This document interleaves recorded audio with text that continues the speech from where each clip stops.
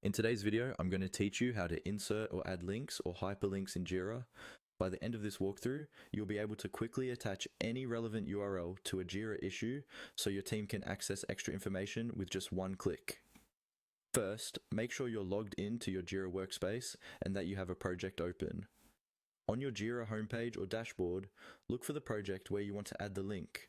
This might be a software project, a business project, or any other type your team uses. Click on that project to open its main board or list view.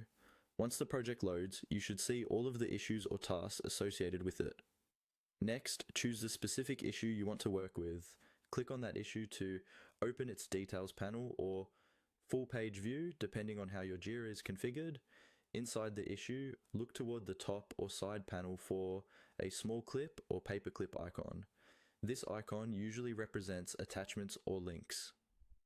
Go ahead and click that clip icon.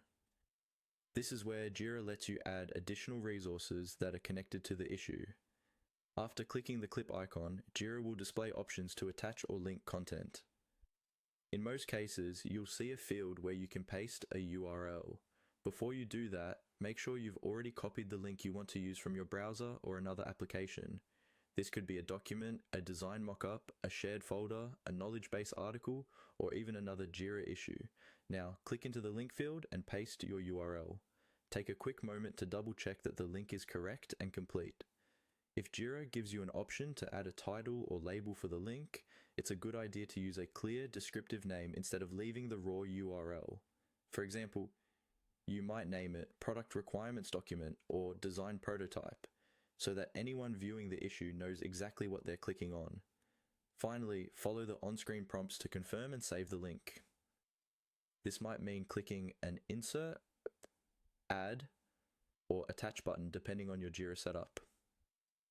Once you confirm, Jira will add the hyperlink to the issue, usually in the Attachments or Links section.